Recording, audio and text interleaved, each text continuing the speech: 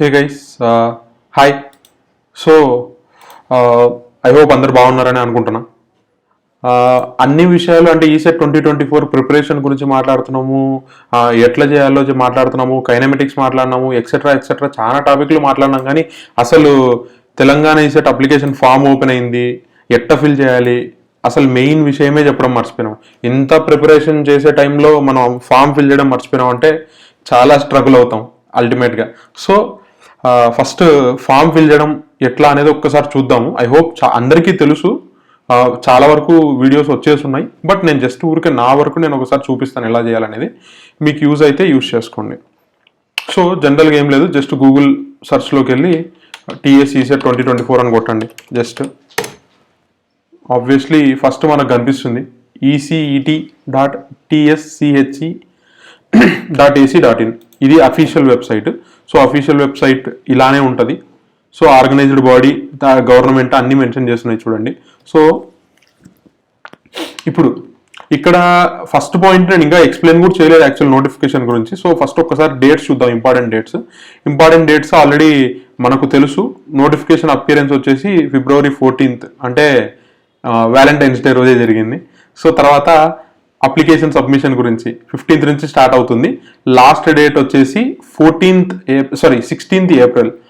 అది late fee లేకుండా, అలా కాకుండా late fee of 500 extra fee pay చేసి లాస్ట్ డేట్ ఎప్పుడు అంటే 22nd, అంటే 16 నుంచి 22nd ఒక 1 week టైం ఇచ్చినారు. 500 ఫీ ఎక్స్ట్రా కట్టాల్సింది ఉంటుంది. ఇక్కడ నెక్స్ట్ 1000 రూపీ ఎక్స్ట్రా ఫీతో అంటే పెనాల్టీ లాగా. పెనాల్టీ ఇప్పుడు ఇది ఎంత వరకు ఉందంటే 28th వరకు. సో ఆఫ్టర్ 28th మనకి ఇంకా ఎటువంటి అప్లికేషన్ అనేది ఓపెన్లో ఉండదు. నాకు తెలిసి ఇది ఆల్రెడీ ఇంకా February 28th కూడా రాలేదు. సో మీకు ఇంకా 2 months టైం ఉంది కాబట్టి మీరు ఎంత సూన్గా పాసిబుల్ అయితే అంత తొందరగా మీరు ఫామ్ ఫిల్ చేసుకోండి. Next edit option. మీరు అప్లికేషన్ ఫామ్ ఫిల్ చేసిన తర్వాత ఖచ్చితంగా 1-2 చిన్న మిస్టేక్స్ జరుగుతాయి. సో ఆ మిస్టేక్స్ ఒక్కసారి ఎడిట్ చేయడానికి అని చెప్పేసి మనకు టైం ఇస్తున్నారు. అది 24th April నుంచి 28th April వరకు. Next hall ticket downloading like exam centre ఎక్కడ, ఎగ్జామ్ టైం ఎప్పుడు. నాకు తెలిసి అందరికీ ఒకటే షిఫ్టే ఉంటుంది, అన్ని బ్రాంచెస్కి ఒకటే షిఫ్టే జరుగుతుంది తెలంగాణ అయితే. అది ఇక్కడ ఇచ్చినారు చూడండి, మార్నింగ్ 9 నుంచి 12 వరకు. దట్టు ఎగ్జామ్ వచ్చేసి May 6th మండే ఎగ్జామ్ పెట్టినారు. వెరైటీ ఉంది. సో మండే ఎగ్జామ్ పెట్టినారు. అన్ని బ్రాంచెస్కి కూడా మార్నింగ్ 9 నుంచి 12 వరకే ఎగ్జామ్. సో కామన్ పేపర్ ఉంటుంది MPC, బ్రాంచ్ మాత్రం మారిపోతుంది. ఇది తెలంగాణలో ప్రతిసారి జరిగేదే. సో ఇది some of the important dates. And ఇప్పుడు ఒక్కొక్కటి ఎలా చేయాలి అని చెప్పేసి చూద్దాం. నాకు తెలిసి అప్లికేషన్ ఫామ్ ఫీ మీకు తెలుసనే అనుకుంటా. సో ఫీ ఇక్కడ ఇచ్చినారు చూడండి. రిజిస్ట్రేషన్ ఫీ వచ్చేసి SC/STకి మాత్రం ఇచ్చినారండి. SC/STకి ఫిజికల్లీ హ్యాండిక్యాప్డ్కి 500 rupees and 900 rupees for others. So general fee వచ్చేసి, అంటే జనరల్ కానీ ఒకవేళ BC కానీ ఇలా ఉన్నప్పుడు ఫీ వచ్చేసి 900. SC/ST అండ్ ఫిజికల్లీ హ్యాండిక్యాప్డ్ మాత్రం 500 రూపీస్ అంట ఫీ. సో అప్లికేషన్ ఫస్ట్ ఇక్కడ స్టెప్స్ క్లియర్గా ఇచ్చినాడు చూడండి. ఏం చేయాలి ప్రొసీజర్ అనేది స్టెప్స్ క్లియర్గా ఇచ్చినాడు. స్టెప్ 1 వచ్చేసి అప్లికేషన్ ఫీ పేమెంట్. స్టెప్ 2 వచ్చేసి application form filling. So next printing of application printing మాత్రం 100% తీసి పెట్టుకోండి. ఎందుకంటే మీరు కౌన్సిలింగ్ అటెండ్ అయ్యే టైంకి ఖచ్చితంగా ఇది కూడా ఇంపార్టెంట్. ఇక్కడ నుంచి మీరు ఫిల్ చేసే ఫామ్ కానీ, అడ్మిట్ కార్డ్స్ కానీ, అంటే హాల్ టికెట్ కానీ, ఇవన్నీ మీ దగ్గర ఉండాలి ఖచ్చితంగా. సో దయచేసి మీరు మర్చిపోవద్దండి. నెక్స్ట్ ఇంకా పేమెంట్ స్టేటస్, ఒకవేళ పే చేసిన తర్వాత మీరు పేమెంట్ స్టేటస్ చెక్ చేసుకోవాలంటే చెక్ చేసుకోవచ్చు. నెక్స్ట్ మార్క్ టెస్ట్, మీరు ప్రాక్టీస్ కోసం ఇది కూడా నేను చెప్తా, అసలు ఎలా అటెండ్ చేయాలి, మార్క్ టెస్ట్ ఎలా మనము అసలు ఆ 2.5 అవర్ని మనం ఎలా మేనేజ్ చేయాలి అనేది కూడా నేను చెప్తాను. దానికి ఇంకా టైం ఉంది, కొంచెం టైం తీసుకుందాం. ఫస్ట్ ఫామ్ ఫిల్లింగ్ ఎలా ఉందో చూద్దాం. So first application fee payment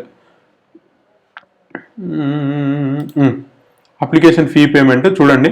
so qualifying exam diploma మనం క్వాలిఫై అయినాము. తర్వాత క్వాలిఫైయింగ్ హాల్ టికెట్ నెంబర్ అంటే మన డిప్లొమా పిన్ నెంబర్ ఉంటుంది, పిన్ నెంబర్ వేసేయండి.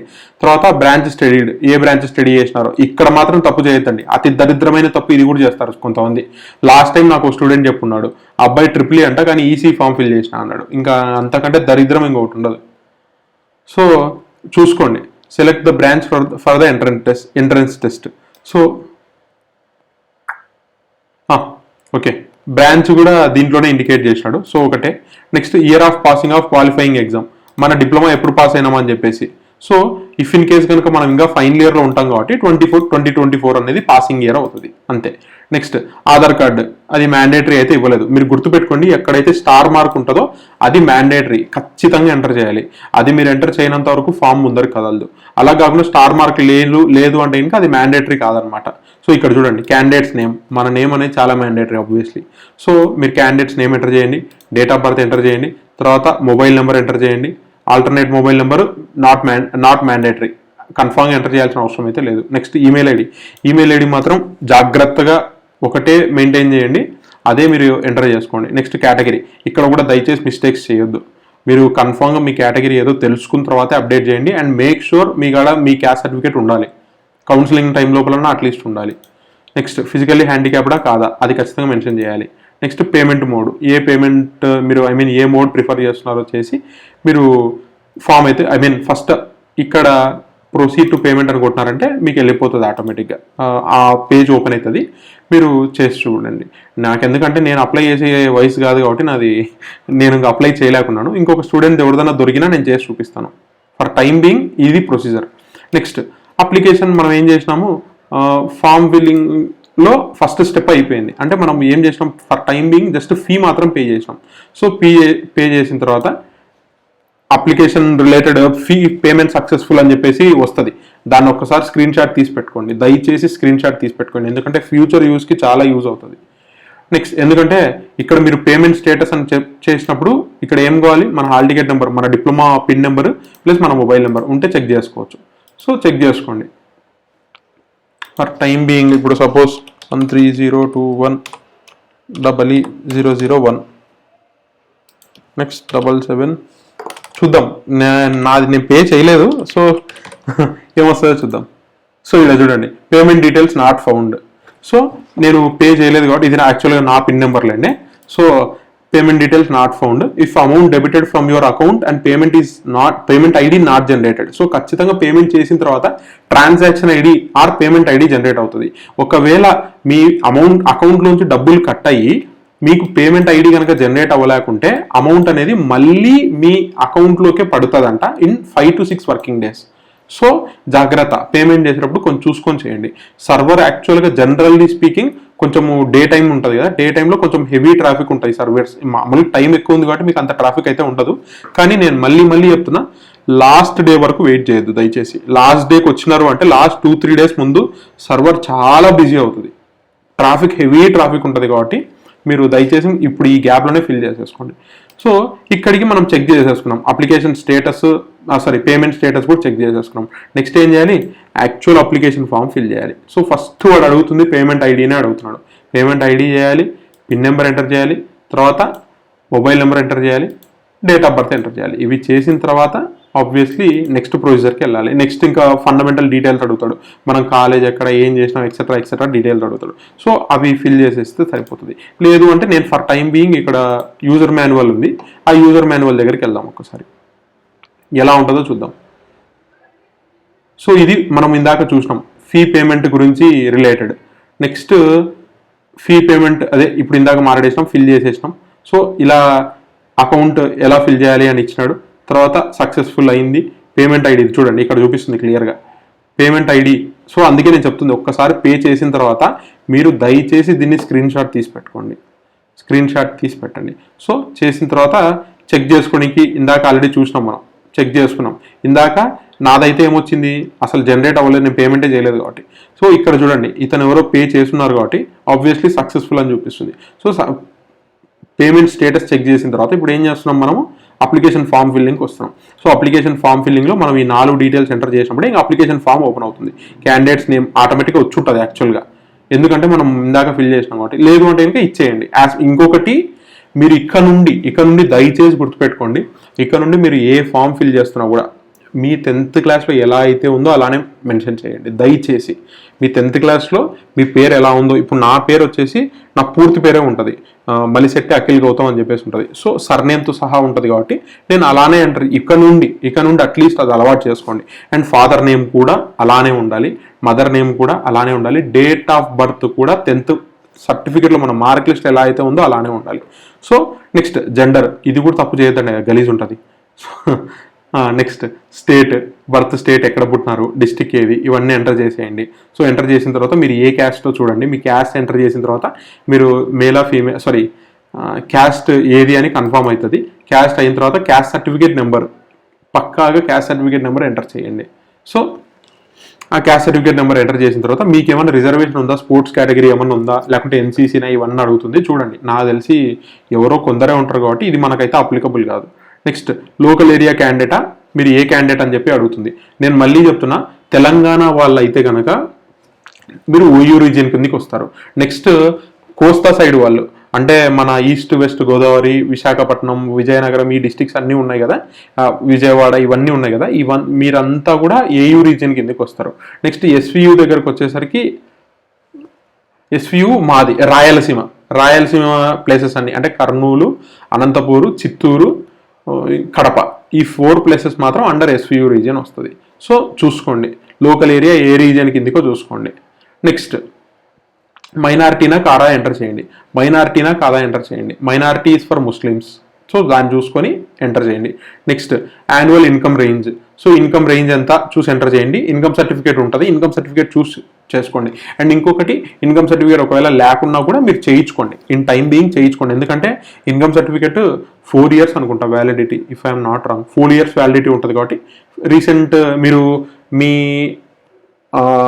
సర్టిఫికేట్ వెరిఫికేషన్కి వెళ్ళినప్పుడు, నెక్స్ట్ కౌన్సిలింగ్ ప్రాసెస్లో కూడా ఇప్పుడే చేయించేసుకున్నారంటే అప్పుడు అంత టెన్షన్ ఉండదు. సో టెన్షన్ పడాల్సిన అవసరం ఉండదు. నెక్స్ట్ బ్యాంక్ డీటెయిల్స్ ఎంటర్ చేయండి. Candidate bank details for future reference, not needed. So mandatory కాదు కాబట్టి వదిలేసేయండి. అడ్రస్ ఎంటర్ చేయండి, అడ్రస్ పక్కాగా ఎంటర్ చేయాలి. నెక్స్ట్ క్వాలిఫైయింగ్ ఎగ్జామ్, మీ డిప్లొమా డీటెయిల్స్ ఇచ్చేయండి. మీ డిప్లొమా ఏమేమైతే ఉన్నాయో, బ్రాంచ్ ఏమున్నాయో అన్నీ ఎంటర్ చేసేయండి. ఇక్కడ మెయిన్ మీరు గుర్తుపెట్టుకోవాల్సింది మీ పిన్ నెంబర్ అమ్మా. మీ పిన్ నెంబరు, మీ బ్రాంచ్, ఇవి మాత్రం తప్పు ఎంటర్ చేయొద్దండి దయచేసి. నెక్స్ట్ 10th క్లాస్ డీటెయిల్స్ ఇచ్చేయండి. 10th class hall ticket number, ఏ మంత్లో పాస్ అయినారు, ఏ ఇయర్లో పాస్ అయినారు. నెక్స్ట్ ఇంటర్మీడియట్ ఆర్ ఈక్వలెంట్, మీరు ఇంటర్మీడియట్ చదువుతున్నారా అని అడిగినారా, ఇంటర్మీడియట్ చదివినారా అని లేదు. మన టిపికల్ క్వాలిఫికేషన్ డిప్లొమా కాబట్టి డిప్లొమా ఇచ్చేసే, ఇక్కడ ఇది నో అని పెట్టేస్తే సరిపోతుంది. నెక్స్ట్ ప్లేస్ ఆఫ్ స్టడీ, మీరు ఎక్కడ చదివినారో ఇచ్చేయండి. మీరు లాస్ట్ క్లాస్ 6 నుంచి అడిగిందా, క్లాస్ 6 నుంచి అడిగింది. సో క్లాస్ 6 నుంచి మీరు ఎక్కడెక్కడ చదివినారో అని చెప్పేసి, ఇది జనరల్గా ఓన్లీ తెలంగాణ వాళ్ళదే ఉంటుంది, అంటే తెలంగాణ డిస్ట్రిక్ట్స్ మాత్రమే ఉంటాయి. సో తెలంగాణ డిస్ట్రిక్ట్స్ కాకుండా if you are from Andhra వాళ్ళు కూడా తెలంగాణ ఈసెట్కి ఫిల్ చేస్తారు. కాబట్టి ఒకవేళ మీకు ఆ ఉద్దేశం లేకుండా దయచేసి చేయండి. సో చేసేటప్పుడు ఖచ్చితంగా మీరు నాన్ లోకల్ అనో లేకుంటే అదర్ అనో ఏదో ఒక ఆప్షన్ ఉంటుంది, ఆ ఆప్షన్ పెట్టేయండి సరిపోతుంది. నాన్ లోకల్ అనున్నా అదర్ అనున్నా పెట్టేసేయండి. ఎందుకంటే మనము తెలంగాణ ఆరిజిన్ కాదు. తెలంగాణ స్టేట్ డివిజన్ జరగకముందు ఆంధ్రాలో ఉండింది, ఆంధ్ర తెలంగాణ మర్జ్ అయి ఉన్నాయి. కానీ అక్కడ చదివిన వాళ్ళు ఇప్పుడు అక్కడికే వెళ్ళిపోతారు. సో దయచేసి మీరు అలానే ఆలోచించండి, సపరేట్ స్టేట్ లానే కన్సిడర్ చేయండి దాన్ని. నెక్స్ట్ మనం కన్సిడర్ చేయము, బికాస్ మన అంతరం తెలుగు, అందరూ అన్నదమ్ములు లాంటి వాళ్ళమే. కానీ ఫర్ టైం బీయింగ్ ఇప్పుడు మనం వేరే స్టేట్గా కన్సిడర్ చేయాల్సిందే తెలంగాణని, తప్పట్లేదు. నెక్స్ట్ ఎగ్జామ్ సెంటర్ ప్రిఫర్ చేయండి. ఎగ్జామ్ సెంటర్ మీరు ఏ ప్రిఫరెన్స్ ఇచ్చుకోవాలనుకుంటారో ఇచ్చుకోండి. నా సజెషన్ అయితే ఇంకా హైదరాబాద్ అనేది బెస్ట్ రికమెండేషన్. ఎందుకంటే కొంచెము మెయిన్ మనకు టైం టు టైం మనకు ట్రాన్స్పోర్ట్ అవైలబిలిటీ ఉండాలి. ఫస్ట్ ఆప్షన్ ట్రాన్స్పోర్ట్ అవైలబిలిటీ ఉండాలి. మీరు చిన్న ప్లేసెస్ పెట్టుకోవడం వల్ల కొన్నిసార్లు ట్రాన్స్పోర్ట్ మిస్ అయింది అంటే మార్నింగ్ 9 లోపల మనం రీచ్ అవ్వడం అనేది కొంచెం టైం టేకింగ్, కొంచెం ఇబ్బంది పడాలి. సో అలా కాకుండా హైదరాబాద్ అయితే 24/7 ట్రాన్స్పోర్ట్ ఫెసిలిటీ ఉంటుంది కాబట్టి యూ క్యాన్ ప్రిఫర్, నా సజెషన్ అయితే. నెక్స్ట్ ఫోటో అప్లోడ్ చేయండి. 50 KB లోపలనే ఉండాలంట. ఫోటో అప్లోడ్ చేయండి, 50 KB లోపలనే ఉండాలి. నెక్స్ట్ సిగ్నేచర్ కూడా 50 KB లోపలనే ఉండాలంట. సో ఇఫ్ ఇన్ కేస్ కనుక ఫోటో కనుక మీరు కంప్రెస్ చేయాలి. ఇఫ్ ఇన్ కేస్ మీ దగ్గర ఒక ఫోటో ఉంది కానీ కంప్రెస్ చేయడానికి అంటే మీరు ఏం చేస్తారంటే సింపుల్గా ఏం చేయొద్దు, జస్ట్ ఇప్పుడు సపోజ్ గూగుల్లోకి వెళ్ళి జస్ట్ ఇమేజ్ బీజీ రిమూవర్ అని కొట్టండి. బీజీ అంటే బ్యాక్గ్రౌండ్, సారీ బ్యాక్గ్రౌండ్ రిమూవర్ కాదు, సారీ మేము అది చేసి ఎడిట్ చేసి అది వెళ్ళిపోయింది అనమాట. సో ఏం చేస్తారంటే ఇమేజ్ కంప్రెసర్ అని కొట్టి ZON అని కొట్టండి. ZON అనేది ఒక ఆన్లైన్ ప్లాట్ఫామ్. సో ఇక్కడికి వెళ్ళిన తర్వాత మీరు మీ ఇమేజ్ ఎంటర్ చేయండి. జస్ట్ ఇక్కడ మీ ఇమేజ్ ఎంటర్ చేసి కంప్రెస్ చేసుకోండి. ఎంత కావాలంటే అంత కంప్రెస్ అయిపోతుంది. సో మీరు ఇప్పుడు సపోజ్ ఇక్కడ చూడండి, నేను ఒక ఎగ్జాంపుల్ తీసుకుంటా. ఆల్రెడీ చిన్న ఫోటోలే ఉన్నాయి నా దగ్గర, ఇంకేం లేవే. ఇప్పుడు సపోజ్ ఇదేదో ఫోటో ఉంది,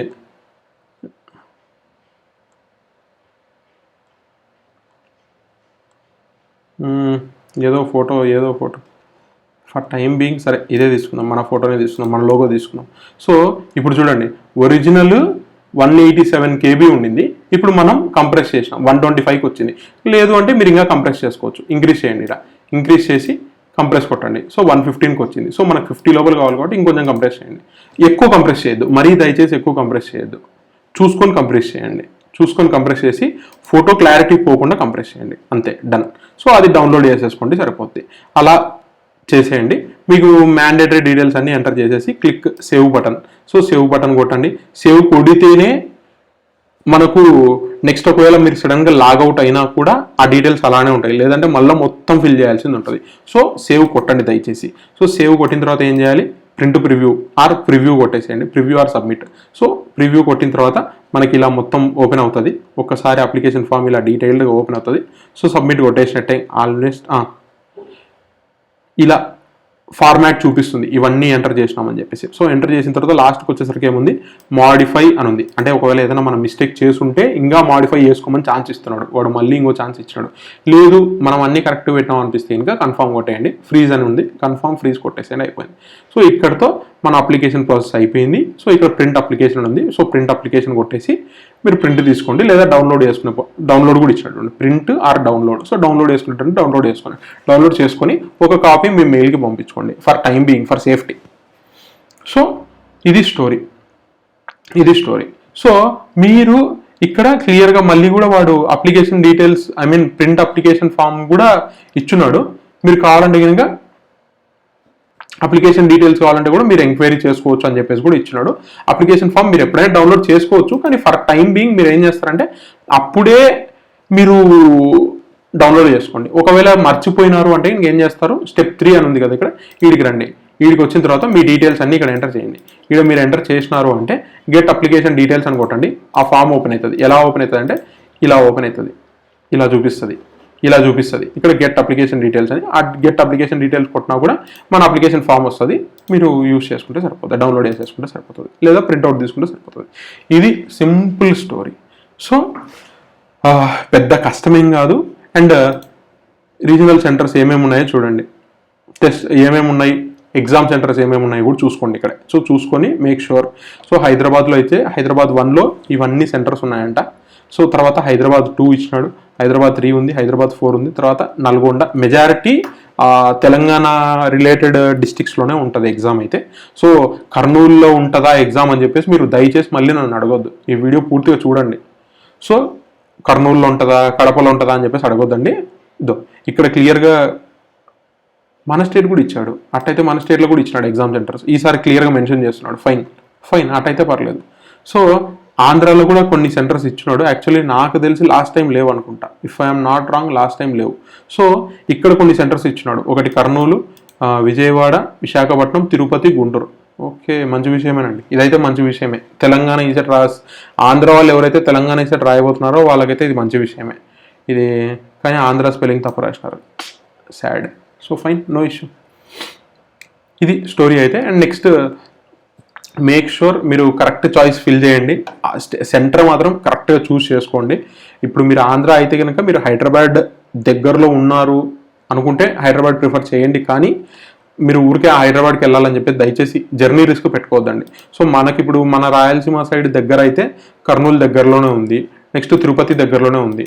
మిక్స్డ్ అటుపక్కన వచ్చేసి కోస్తా సైడ్ వాళ్ళకైతే విజయవాడ దగ్గరే, విశాఖపట్నం దగ్గరే, గుంటూరు దగ్గరే. సో దాన్ని బేస్ చేసుకొని మీకు ఏది దగ్గర అయితే, మీ ఊరికి దగ్గర ఏదైతే ఉందో దాన్ని పెట్టుకొని మీరు సెంటర్ ఫిక్స్ చేసుకోండి. ఇంకా తెలంగాణ వాళ్ళకి ఖచ్చితంగా నాకు తెలిసి లోకల్ సెంటర్స్ ఉంటాయి. సో పెద్ద ఇష్యూ అయితే కాదు. అండ్ ఫస్ట్ టైం వాడు ఆంధ్రాని కూడా కన్సిడర్ చేసి ఆంధ్ర సెంటర్స్ కూడా ఇవ్వడం మంచి విషయమే. So good. సో ఇది విషయం అయితే ఓవరాల్గా ఇలా ఫిల్ చేయాలి ఫాము. సో ఎగ్జామ్ వచ్చేసి May 6th ఉంది. ఇంకా మన చేతిలో హార్డ్లీ 60-65 డేస్ ఉన్నాయి.